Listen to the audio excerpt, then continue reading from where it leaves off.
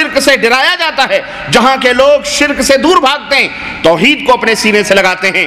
آج بھی پوری دنیا کے اندر اپنے تو اپنے، پرائے بھی، دشمن بھی یہ کہنے پر مجبور ہیں کہ اگر اس روئے زمین پر کوئی خطہ، کوئی گوشہ، کوئی قطع اراضی اگر امن و سکون کی اور اللہ کے رحمت و کرم کی اگر کوئی موجود ہے تو صرف مملکت سعودی عربیہ ہے کہ نہیں ہے؟ بولو۔ امریکہ بہت بڑا اپنے آپ کو ایڈوانس اور بہت بڑا ترقی یافتہ ملک سمجھتا ہے، یورپ والے سمجھتے ہیں، سب سمجھتے ہیں، لیکن عزتیں، آبروئیں محفوظ نہیں ہیں، جانیں محفوظ نہیں ہیں۔ سر عام قتل و خون، غارت گری روز و شب کا یہ ان کا مشغلہ بن چکا ہے۔ چوری، ڈکیتی، بدماشی، روڈوں کے اوپر کھلے عام فائرنگیں ہوتی ہیں۔ یہ اور بات ہے، میڈیا یہودیوں کے ہاتھ میں ہے، ان کے ہاتھ میں ہے۔ ہم سانس لیتے ہیں تو وہاں تک خبر پہنچ جاتی ہے، اور وہ قتل بھی کرتے ہیں تو چرچا نہیں ہوتا۔ وہ کچھ بھی کر دیتے ہیں، ہم تک وہ خبریں نہیں پہنچتی۔ یہ اور بات ہے،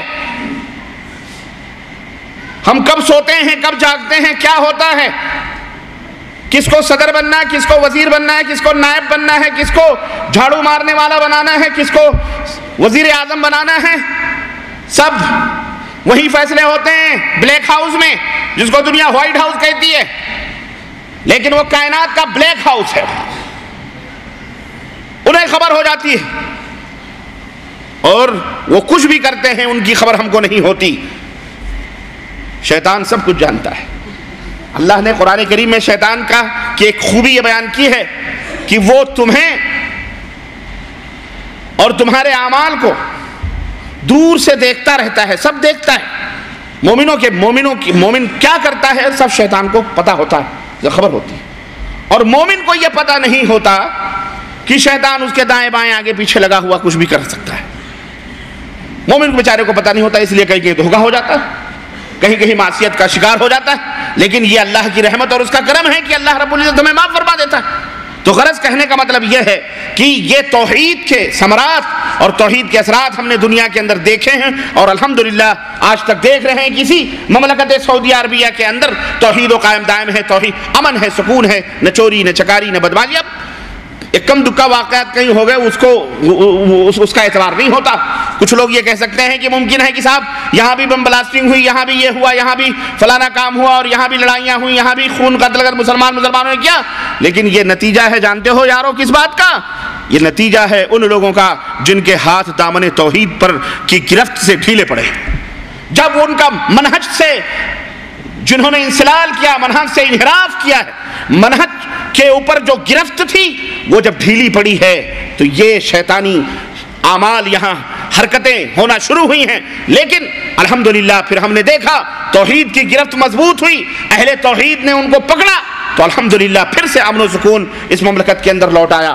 اور یہ دلیل ہے اس بات کی کہ جہاں کہیں بھی توحید کا غلبہ ہوگا اور جہاں کہیں بھی شرک سسکتا اور بلکتا ہوا دکھائی دے گا، جہاں بھی شرک مرے گا، جہاں بھی توحید زندہ رہے گی، شرک مرے گا، وہیں پر امن و امان اور وہیں پر ہدایتیں اور وہیں پر جو ہے اللہ رب العزت کی رحمتوں اور برکتوں کی برکھا ہوگی۔ یہ اللہ رب العزت کا خود فرمان بھی ہے اور یہ تجربہ بھی ہے۔ اللہ عز و جل نے قرآن کریم کے اندر ارشاد فرمایا کہ ان الذین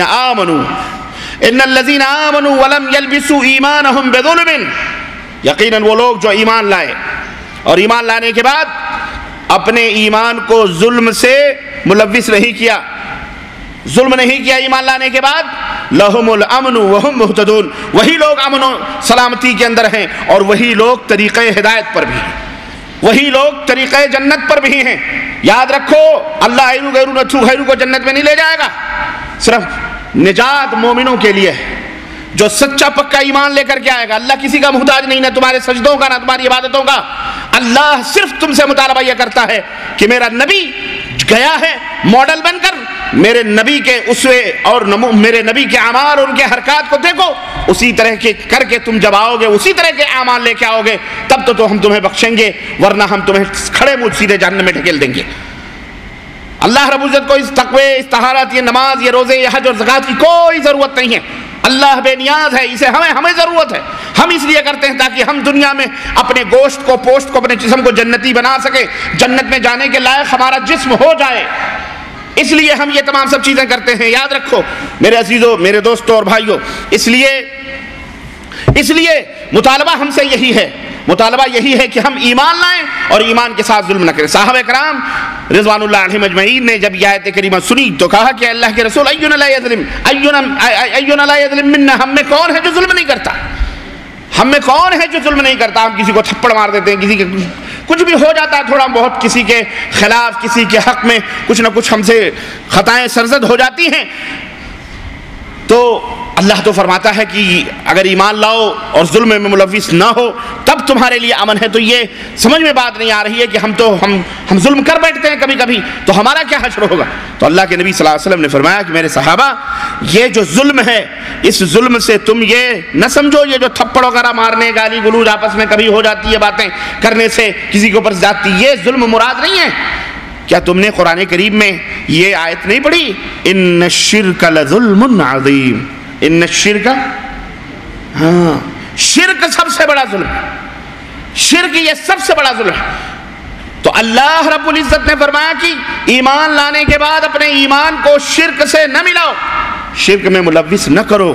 جب تم شرک سے نہیں ملاؤ گے، شرک کی غلاظتوں سے ایمان کو مکس نہیں کرو گے، شرک کی میل سے اپنے ایمان کو مخلوط نہیں کرو گے، تب تم امن والے بنو گے، ہدایت یافتہ بنو گے۔ اور اگر ایمان لانے کے بعد کہیں شرک سے ملے ہوئے ہو، شرک سے ڈانٹے ملے ہوئے ہیں، کلمہ بھی پڑھ رہے ہو، نماز بھی پڑھ رہے ہو، روزے بھی رکھ رہے ہو، درگاہوں کے اوپر سجدے بھی کر رہے ہو، ڈیگیں بھی چڑھی ہوئی ہیں، تھپڑے بھی ہو رہے ہیں، بھنگڑے بھی ڈالے جا رہے ہیں، قوالیوں پہ ناچ بھی رہے ہو، مستیا بھی رہے ہو، کندھے بھی ہلا رہے ہو، نعت نبی کے نام پر ناچ اور گانے بجانے سب کچھ کر رہے ہو، یاد رکھو سیدھے سیدھے منہ جہنم میں جاؤ گے۔ ایسے ایمان کا کوئی فائدہ نہیں۔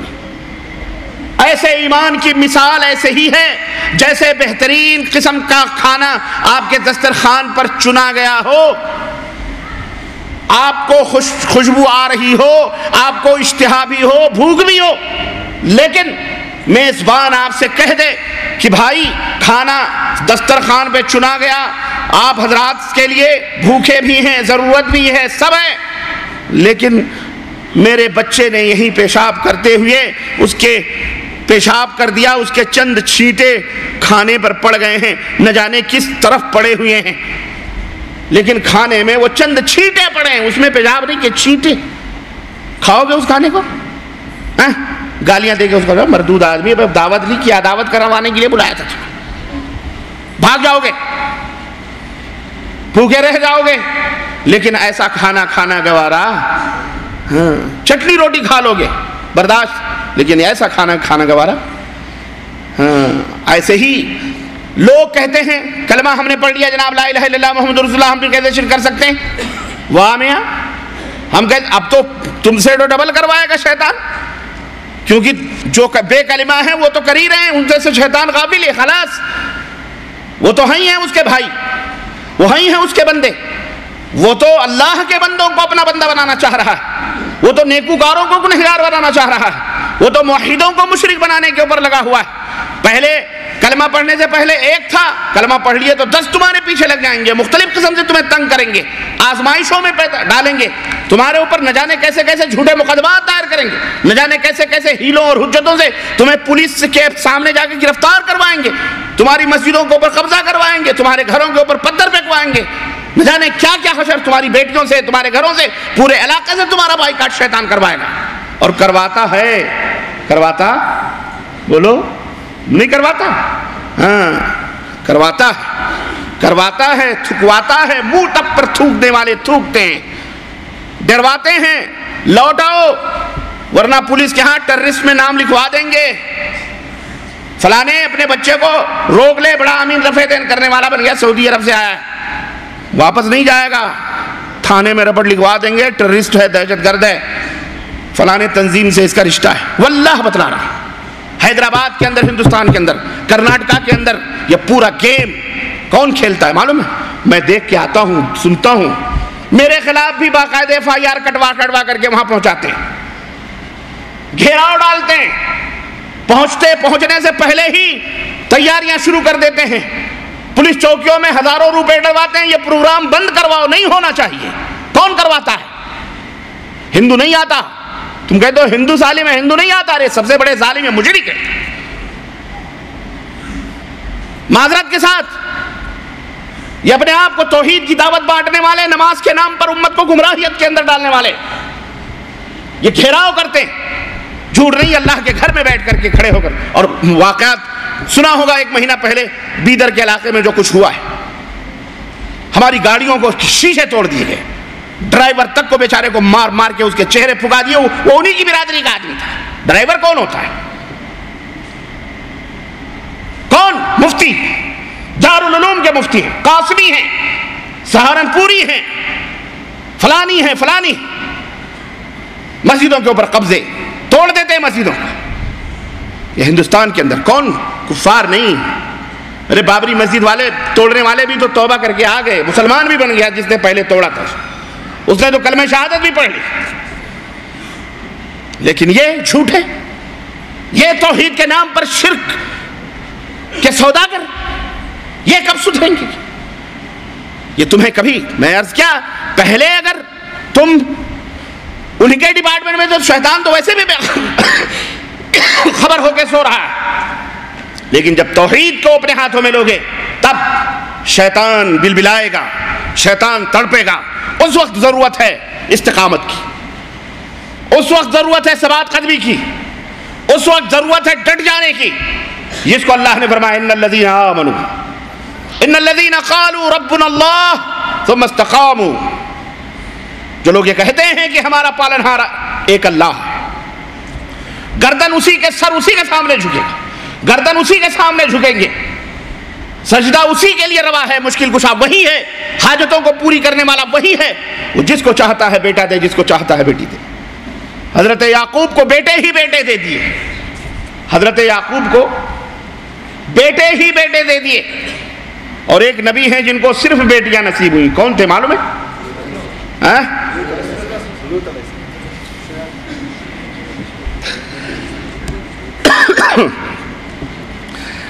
اللہ جسے چاہتا ہے لڑکی. حضرت شعیب علیہ السلام، حضرت شعیب علیہ السلام لڑکیاں ہی لڑکیاں، حضرت یعقوب علیہ السلام بیٹے ہی بیٹے. اور ہمارے اور آپ کے آخری نبی حضرت محمد الرسول اللہ صلی اللہ علیہ وسلم کو اللہ نے بیٹے بھی دیے اور بیٹیاں بھی. اور ایک ایسا بھی نبی ہے جس کے نہ بیٹا ہے نہ کوئی بیٹی ہے. کون ہے؟ حضرت عیسیٰ علیہ السلام. جزاک اللہ. حضرت عیسیٰ علیہ السلام نہ بیٹا دیا نہ بیٹی دی. یہ کون دیتا ہے؟ اللہ دیتا ہے. تو خوف کس بات کا جب کچھ اللہ دینے والا ہے؟ اس لیے میرے عزیزوں، میرے دوستو، روزی کی کنجی اسی کے ہاتھ میں ہے، کھانا کھلانا اسی کے ہاتھ میں ہے، دولت و مال دینا اسی کے ہاتھ میں ہے، روزی کو کشادہ کرنا اسی کے ہاتھ میں ہے. جس کے لیے چاہے وہ روزیوں کو تنگ کر دے، اور جس کے لیے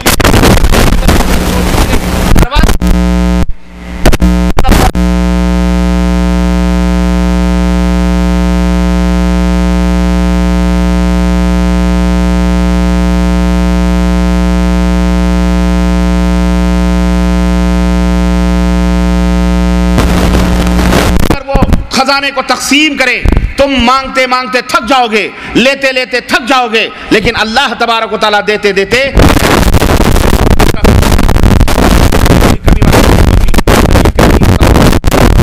کہ دنیا میں جتنے بشر موجود اور اس وقت موجود ہیں اور کتنے انسان اس سے پہلے پیدا ہو چکے ہیں، اور قیامت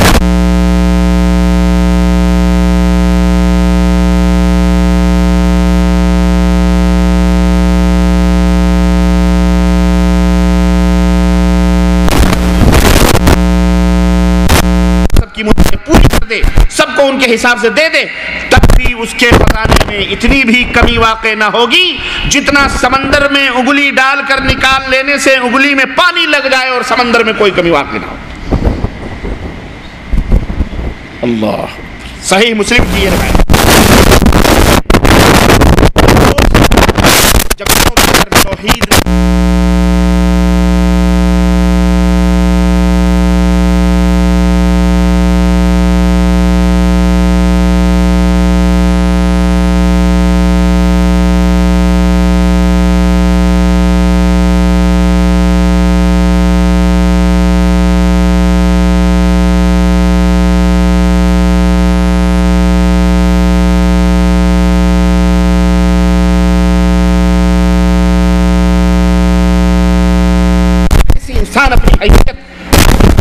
بھول جاتا ہے. ان لیڈروں سے، ان نیتاؤں سے، ان ڈاکٹروں سے، ڈاکوؤں سے